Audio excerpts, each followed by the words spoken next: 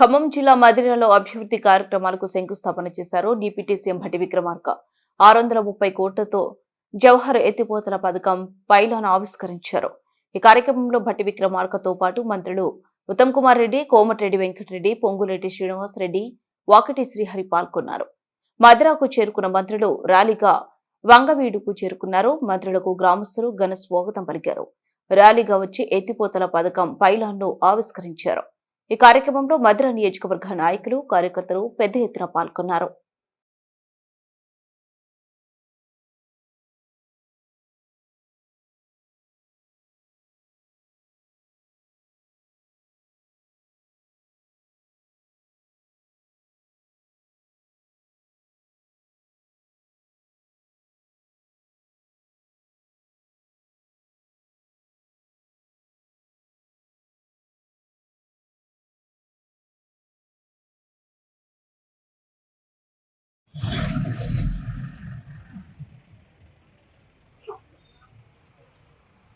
పరిధిలో మేనవ గ్రామం నుండి చుట్టుపక్కల గ్రామాలు వివిధ గ్రామాల నుండి వచ్చిన మేనవ గ్రామం నుండి భారీ ఎత్తున సభా ప్రాంగణానికి బయలుదేరాయి.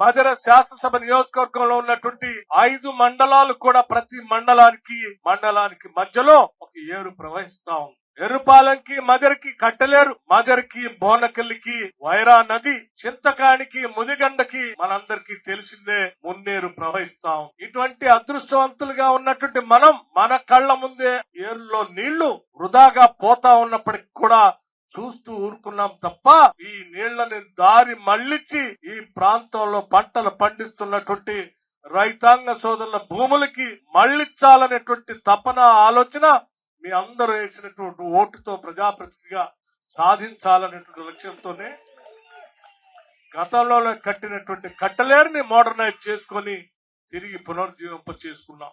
మదిరా బోనకల్ల మధ్యలో జాలిముడి కట్టించుకున్నాం. చింతకాణి ముదిగొండ మధ్యలో మనం మున్నేరు పైన పండ్రేగిపల్లి దగ్గర కూడా ఆనకట్టని ఆనాడే రాష్ట్ర విభజన కంటే ముందే వీటన్నిటిని ప్రణాళికలు తయారు చేసుకొని శాంక్షన్ కూడా చేసుకున్నాం. చివరికి జవహర్ జాలిమడికి సంబంధించి కూడా ఆనాటి రాష్ట్ర విభజన కంటే ముందే 2012-13లోనే దీనికి సంబంధించి ఆనాడు రాష్ట్ర ముఖ్యమంత్రిగా ఉన్నటువంటి కిరణ్ కుమార్ రెడ్డి గారికి చెప్పి ఈ 3rd జోన్ లో ఉన్న నీటిని 2nd జోన్ లో ఉన్న నీటి ద్వారా మా భూములకి పారించుకోవాలని చెప్పి వారిని కోరగా ఆనాడే వారు శాంక్షన్ చేయటం, సర్వే చేయటం అన్ని చకచక జరిగిపోయాయి.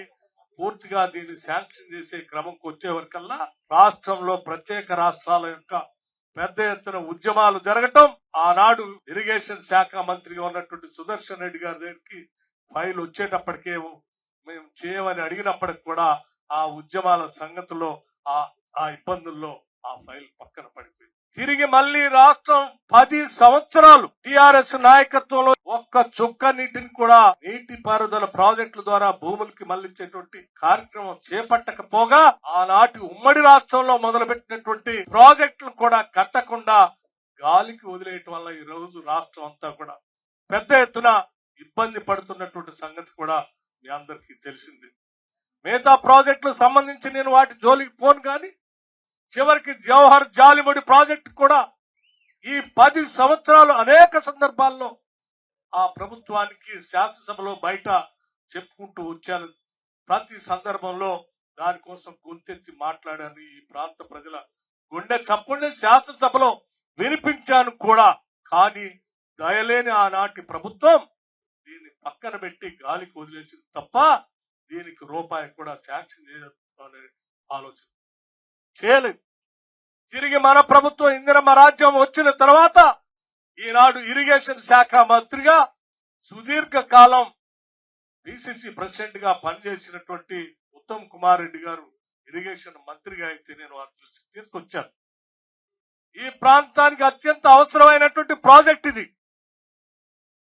3వ జోన్లో ఉన్నటువంటి ఈ 35 గ్రామాలకు సంబంధించి 33 ఎకరాలకి నీళ్లు అందించేటువంటి ఈ లిఫ్ట్ ఇరిగేషన్ ఆనాడే మొదలైంది, కానీ దురదృష్టం పూర్తి చేసుకోలేకపోయాం. దీని మీద శాంక్షన్ చేయాలి అని అడిగినప్పుడు వెంటనే వారు తిరిగి ఉత్తమ్ కుమార్ రెడ్డి గారు ఇరిగేషన్ మంత్రి అయిన తర్వాతనే దీనికి మోక్షం కలిగి ఫైలు చకచకా నడిపించి అనేక రకాలుగా సర్వే చేపించి దీనికి కావలసిన నిధులు పెద్ద ఎత్తున అవసరం అయినప్పటికీ కూడా వారు ప్రత్యేక శ్రద్ధ తీసుకొని దీనికి శాంక్షన్ చేసి ప్రాసెస్ చేసి పంపించారని చెప్పడానికి నేను చాలా మదర ప్రాంత ప్రజలందరి తరఫున సంతోషించడమే కాదు, వారికి ధన్యవాదాలు కూడా ప్రత్యేకంగా తెలియజేస్తా ఉన్నాను. కేవలం వ్యవసాయం మీద మాత్రమే ఆధారపడి జీవనాధారం సాగిస్తున్నటువంటి నియోజకవర్గం నా నియోజకవర్గం. ఇక్కడ పుట్టిన ప్రతి బిడ్డ ఈ ప్రాంతంలో ఏదో ఒక పంట పండిస్తూ ఈ రాష్ట్రానికి ఆహార ధాన్యాలు అందించే పరిస్థితిలో ఉన్నారు. ఇక్కడ పెద్దగా పరిశ్రమలు లేవు మాకు. ఈ ప్రాంతంలో వ్యవసాయ రంగానికి పనికొచ్చేటువంటి వాటిని అభివృద్ధి చేస్తేనే ఈ ప్రాంత ప్రజలు అభివృద్ధి చెందడానికి అవకాశం ఉంది. వారి అభివృద్ధి కోసం అవకాశం కోసం ఇక్కడ ఉన్నటువంటి ప్రతి నీటి బొట్టుని ఒడిసి పట్టుకొని ఈ ప్రాంత రైతాంగ సోదరులకు అందించాలనేటువంటి ఆలోచనతోనే ఈ 3 నదుల పైన ఉన్నటువంటి జలాల్ని కిందికి వృధాగా సముద్రంలోకి పోనీయకుండా ఆనకట్టల ద్వారా ఈ ప్రాంతానికి అందించాలనేటువంటి ప్రయత్నంలో భాగంగానే గతంలో మేము మొదలుపెట్టినటువంటి ప్రాజెక్టులు పూర్తయ్యాయి, కొన్ని నడుస్తా ఉన్నాయి.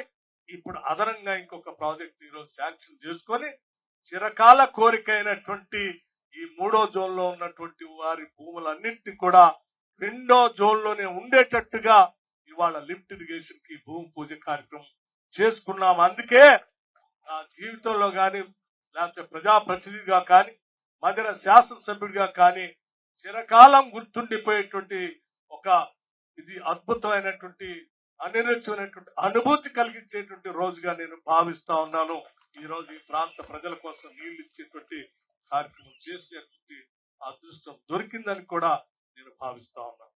నిజంగా ఈ ప్రాంత ప్రజలు కష్టపడి పనిచేసేటువంటి వాళ్ళు, కష్టపడి పనిచేయటమే కాదు, ఆనాడు 10 సంవత్సరాలు ఈ జిల్లాలో ఏ శాసనసభ్యుడు లేకపోయినప్పటికీ కేవలం నాతో ఉన్నటువంటి మిగిలిపోయిన కేవలం ఒకే ఒక్క ఓడెం వీరయ్య గారిని ఒక్కడిని ఎమ్మట పెట్టుకొని 10 సంవత్సరాలు కాంగ్రెస్ పార్టీ కోసం ఈ జిల్లాలో పోరాటం చేస్తే ఏ శాసనసభ నియోజకవర్గంలో ఉన్నటువంటి శాసనసభ్యుడు లేకపోయినా ప్రతి కాంగ్రెస్ కార్యకర్త ఆయనే శాసనసభ్యుడిగా భావిస్తూ కాంగ్రెస్ పార్టీ జెండాని భుజాన్ని వేసుకొని రెపరెపలాడిస్తూ మళ్లీ తిరిగి ఎన్నికలు జరిగే వరకల్లా 10కి 9 శాసనసభ స్థానాల్ని గెలిపించినటువంటి నాయకులు కార్యకర్తలు బలంగా ఉన్న ఈ జిల్లా నిజంగా సెల్యూట్ చేయాలని ఉత్తమ్ కుమార్ రెడ్డి గారు చెప్పినప్పుడు నిజంగా నాకు సంతోషం అనిపించింది.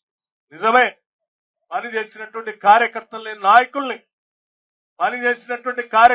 నాయకుల్ని గుర్తుంచుకొని వారి అభివృద్ధి కోసం ఆలోచన చేసి ప్రణాళిక తయారు చేసి పాలన ముందుకు చేసుకోవటమే నిజమైనటువంటి ప్రజా పరిపాలన అనిపిస్తుంది. ఆ పాలనలోతోనే ఈ రోజు ముందు కొనసాగుతున్నామని కూడా మీ అందరికీ నేను సవినయంగా